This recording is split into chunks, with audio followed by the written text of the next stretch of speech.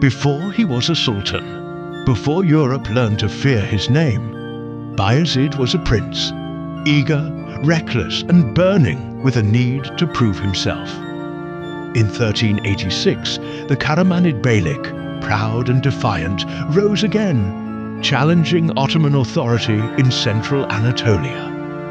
Murad I, ever the strategist, marched to suppress them. But by his side rode a young son, Bayezid, who would not be content with simply following. At the Battle of Frank-Yazısı, something remarkable happened. The Karamanid forces were fierce, dug in along rocky ground, their cavalry prepared for prolonged skirmishing. But before the signal even rang clearly through the Ottoman ranks, Bayezid launched forward, breaking from the line like a bolt from the clouds. He led a shock cavalry charge, cutting through flanks with such explosive speed that even veteran commanders were stunned. The Karamanids, caught off guard, collapsed into disarray. What should have been a long campaign was ended in hours. Ottoman chroniclers recorded the astonishment of the army. Officers spoke of a prince who moved faster than orders, who struck faster than thought. That night, around the fires, a name began to spread through the tents. Yıldırım, the Thunderbolt. It was not a title born of inheritance or court ritual. It was earned in the dust, the blood, and the blinding pace of war. From that moment, Bayezid was no longer simply a royal heir. He was a phenomenon. And when, 3 years later, his father Murad of Bern fell at the Battle of Kosovo, 1389, Bayezid would once again stand beside his father, Murad III. The Ottomans faced a united Serbian-led Christian coalition. Victory was won, but not without loss. Murad was assassinated amid the battlefield. As the cries of mourning rose through the Ottoman ranks, Bayezid acted with terrifying speed. His brother Yaqub was still alive, a rival claimant. Bayezid summoned the guards and had him strangled before the dust could settle. No hesitation, no debate. The empire would have no civil war. It would have a thunderbolt at the helm. Bayezid ascended the throne on the battlefield itself, not in a palace, not in a coronation hall, but among corpses and broken banners, as if even his rise to power had to arrive with velocity. The empire now belonged to the swift. Bayezid did not rule by inheritance. He ruled by acceleration. In the Balkans, where Christian kingdoms clung to crumbling dynasties and delayed decisions by centuries, he moved like a thunderclap across stone halls. His first conquest was psychological. After Kosovo, Serbia was broken. Bayezid installed the young noble Stefan Lazarevich as a loyal vassal. In return, Stefan gave him troops, tribute and family. His sister Olivera became one of Bayezid's wives. The lion married the lamb. Next came Bulgaria, once a proud empire. In 1393, Bayezid took Tarnovo, the spiritual heart of Bulgarian Orthodoxy. The Tsar was exiled and Bulgaria became a mere province. By 1396, it was all over. The Second Bulgarian Empire, extinguished in under 3 years. But Wallachia, oh no, Wallachia did not kneel. In 1395, Bayezid marched north against the cunning Mircea the Elder. The Battle of Rovine was fought not on a glorious field, but in dense forests and swamps. Mircea knew the land and struck like a ghost. Bayezid was forced to retreat. It was one of his rare defeats, and it left a thorn that would sting the empire for decades. Westward, Bosnia was less defiant. The nobles submitted, some through diplomacy, others under duress. Tribute was established, autonomy reduced. It became a tributary, Ottoman in reality, if not yet in name. And then there was Albania, mountainous, fragmented, and famously ungovernable. Bayezid's campaigns subdued some tribes, but complete control proved impossible. Their land resisted horses, and their hearts resisted chains. Still, garrisons were planted. Towns were renamed. The thunder kept rolling. While Europe braced against his storm, Bayezid turned his thunder inward, toward Anatolia, a land divided not just by geography, but by spirit. For centuries, the Anatolian beyliks had been bastions of Ghazi culture, semi-independent Muslim emirates that thrived on raids against Christians. To attack them risked more than war. It risked apostasy in the eyes of the Ghazis, the very warriors who gave Ottoman campaigns in Europe their religious fire. But Bayezid was nothing if not methodical in his ferocity. Before each conquest, he obtained fatwas, legal opinions from Islamic scholars, declaring these beyliks rebellious or unjust. Thus, his conquests wore the veil of righteousness. Still, Bayezid did not trust the loyalty of Anatolia's Turkish warriors. They were too tribal, too proud, too prone to shifting allegiances. So he increasingly relied on his Christian vassals, especially Serbs and Byzantines, to lead the charge against their fellow Muslims. And what a charge it was! In a single campaign over the summer and autumn of 1390, Bayezid conquered the Beylik of Aydin, the Beylik of Saruhan, and the Beylik of Menteşe. His blitzkrieg swept the Aegean coast like wildfire. His great rival, Suleiman of Karaman, sought help from Kara-Burhanedin, ruler of Sivas, and other surviving beyliks. But it was too late. Bayezid pushed onward. He took Hamid, Tekke, and Germian. He stormed Akşehir, Niğde, and finally seized Konya, the Karamanid capital. Fearing backlash from his Turkoman supporters, who still saw the Karamanids as brothers in faith, Bayezid paused. In 1391, he accepted a temporary peace. But peace was only a breath. Those who fled his advance found shelter in Kastamonu, which Bayezid soon attacked. He took Kastamonu, then marched north to claim Sinop, bringing the Isfandiarid territories to heel. And yet, not all bent to his will. When he turned against Kara-Burhanedin, Bayezid's campaign faltered. At the Battle of Kukdilim, the Thunderbolt finally found resistance strong enough to halt his storm. It would not be the last. Bayezid had succeeded in unifying nearly all of Anatolia, but he had also made powerful enemies. Behind him, the dust of conquest still hung in the air.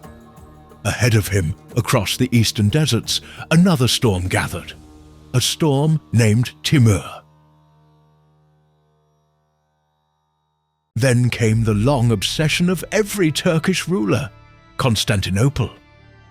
The city stood like a relic, half empty, impoverished, but still imperial. In 1394, Bayezid began the siege. Not a storm, but a choke. He built Anadoluhisarı, the Anatolian fortress, to blockade the Bosphorus. Grain prices in the city soared. The emperor begged Europe for help, but Constantinople did not fall. Its walls held, and soon its prayers were answered. The year was 1396, and Europe, humiliated by Ottoman expansion, finally rallied. The Pope called for a crusade. Nobles from France, Hungary, Germany, and even England donned the cross once more. Their banners fluttered with lions, eagles, and lilies, emblems of chivalry, pride, and just the right amount of arrogance. They marched with confidence, cloaked in armor and illusion, imagining they'd be the hammer to crush this Muslim upstart who dared besiege Constantinople. But Bayezid, Bayezid was no upstart. He was lightning in human form, and he knew his enemy well. They would come arrogant, they would come undisciplined, and they would march straight into the trap he had prepared. At the Danube, near the fortress of Nicopolis, the two armies met. The European knights, led by Jean de Nevers, son of the Duke of Burgundy, charged prematurely, full of zeal and disdain. They believed themselves invincible, chosen by heaven. They saw the light Ottoman infantry ahead of them and laughed. And Bayezid, watching from a nearby hill, smiled. The feigned retreat worked perfectly. The knights chased the fleeing Ottomans uphill into narrow passes and rocky gullies. Then the hammer fell. Janissaries emerged from hidden trenches. Cavalry swept in from the sides. The knights, now breathless and spread thin, were surrounded. It became a butcher's market. Those who surrendered were gathered in rows. The thunder of the cannons had long since faded, but rage still echoed in Bayezid's chest. He paced the battlefield that evening, his eyes hunting for one thing: the corpse of the Hungarian king. Instead, he found something else. A massacre. His prisoners from Rahovo slaughtered. Defenseless men cut down. This wasn't war. This was carnage. Something inside him darkened. The next morning, the captives were brought before him. Thousands. Shackled, exhausted, broken. Among them, nobles of France and Burgundy. Recognized by a familiar face, Jacques de Helly, once a knight in Ottoman service, now identifying men of ransom-worthy blood. Nevers, Coucy, Bar, De, La Trémouille, set aside. Their noble coin would buy their lives. Those under 20, sold to slavery. And the rest? Bayezid gave the word. "You came to fight me," he reportedly said, and with that, he ordered a mass execution.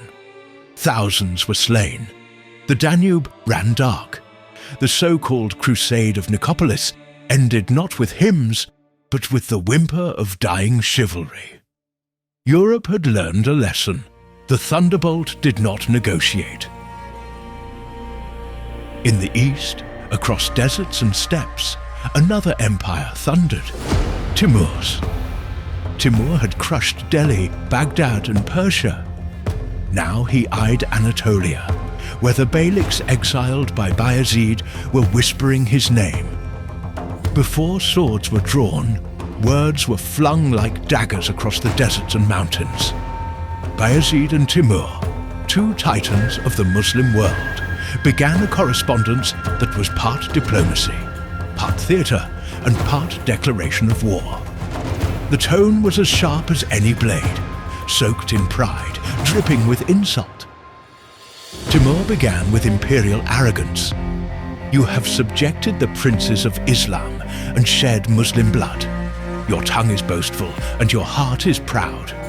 But know that God has raised us to humble the arrogant." Bayezid, not one to yield, fired back. "I am the Sultan of Rum. You are but a step-robber. If you do not return to your hole, I shall come and pull you out by your beard." Timur responded with lethal sarcasm. "If you are a sultan, be seated on your throne. If you are a warrior, come out to the plain." Bayezid mocked Timur's ancestry. "You call yourself Timur the Lame and claim descent from Genghis Khan. But your ancestors were but shepherds. Go tend their goats." Timur struck back with scorn. "You strut in silks in Bursa, yet send Christians to fight your Muslim brothers. You dishonor Islam with every banner you raise." Bayezid roared in reply, "Know this, I shall tie your arms and drag you in chains before my tent. Your pride will feed the crows of Anatolia." The exchange continued for months. They accused each other of injustice, heresy, pride, and bloodshed. Behind each line was an army forming. behind each insult, an empire trembling. Bayezid tightened his hold on the Balkans. Timur consolidated his forces in Persia, and the world held its breath, waiting for the collision. What began in parchment would end in iron and blood at Ankara. But the truth was simple. Anatolia was too small for two emperors. And now, Ankara, the moment where the sky split and thunder met fire. For years, Bayezid had extended his empire like a clenched fist. But across the eastern sands rode a different force, older, colder, and every bit as terrifying. Timur, not a sultan, but a scourge, a man who had burned Delhi, crushed Persia, and turned Baghdad into a cemetery. In July of 1402, their armies faced one another on the scorched plains of Chubuk, near Ankara. Bayezid arrived early, confident. His troops, Janissaries, Balkan auxiliaries, Serbian knights under Stefan Lazarevic, numbered over 85,000. Timur brought more and worse. He brought elephants, armoured and terrifying. He brought Mongol cavalry, merciless and fast. But most damningly, he brought seeds of betrayal. Bayezid's Anatolian Beylik troops, former enemies now coerced into loyalty, began to murmur. The battle began in full Ottoman style, with a thunderous charge, drums pounding, hooves crashing. Timur had anticipated it all. He let the wings stretch wide, then unleashed his cavalry to encircle. And as Bayezid's centre strained, the Turkmen contingents defected, turning their swords against their own ranks. Chaos, collapse, carnage. Bayezid fought like a trapped lion. His horse was killed beneath him. His guards died beside him. But the noose tightened. By evening, the unthinkable. The Sultan of the Ottoman Empire was captured. They say Timur laughed when he saw him. Some say Bayezid was caged in iron, paraded as a pet, shown off like a bauble at banquets. Others say Timur treated him with harsh dignity. A lion chained, not humiliated. But the reality remains. Bayezid died in captivity a year later, broken, blind and beaten. The thunder silenced. The empire too cracked. What had been an unstoppable force became a battlefield of brothers. And yet, from these ashes, something survived. For even in defeat, Bayezid had shown the world what the Ottomans could become. An empire of ambition, speed, and terrifying strength.